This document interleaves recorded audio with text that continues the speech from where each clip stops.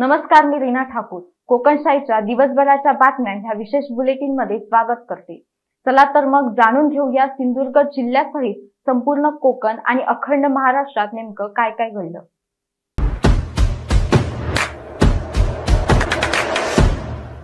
Kankavli Janavali bridge ते नरडवे नाका या उड्डाणपुलावरील पाणी सर्व्हिस रोडवर सोडल्यामुळे मुसळधार पावसात खाली कोसळत आहे। यावरून जोरदार कोसळणाऱ्या पाण्याचा त्रास वाहन चालक तसेच पादचारी यांना होत आहे।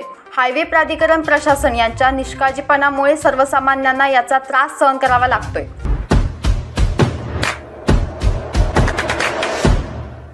आषाढी एकादशीला पंढरपूरच्या विठ्ठल मंदिरात मुख्यमंत्र्यांची शासकीय महापूजा सुरू असताना आता मुख्य दर्शन घेता येणार आहे। वारकऱ्यांची गैरसोय टाळण्यासाठी शिंदे फडणवीस सरकारने या संदर्भात निर्णय घेतलाय।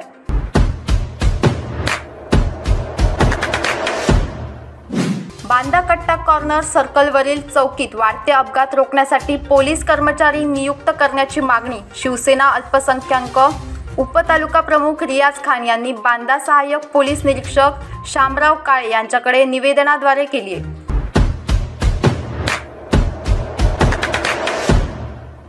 गोवा येथील अखिल भारतीय आयुर्वेद संस्थान ओटवणे मांडवफातरवाडी येथील संकल्प सेवा संघ तसेच सिंधुदुर्ग जिल्हा केमिस्ट आणि सावंतवाडी तालुका केमिस्ट असोसिएशन यांच्या संयुक्त विद्यमाने रविवारी 25 जून रोजी मोफत आरोग्य तपासणी व चिकित्सा शिबिराचे आयोजन करण्यात आले। ओटवणे मांडवफातरवाडी शाळा नंबर 2 येथे सकाळी 9 ते दुपारी 2 या वेळेत आयोजन करण्यात आले।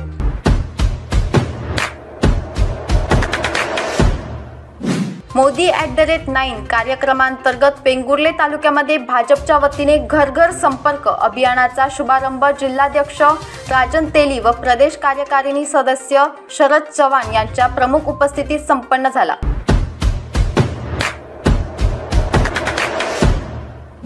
याबरोबरच कोकणशाहीच्या दिवसभराच्या बातम्यांमध्ये इथेच थांबूया, पण तुम्ही मात्र दिवसभराचे अपडेट आणि ताज्या घडामोडी जाणून घेण्यासाठी कोकणशाहीच्या YouTube चॅनलला सबस्क्राइब करा, फेसबुक पेज लाईक करा आणि Instagram पेजला फॉलो करायला विसरू नका।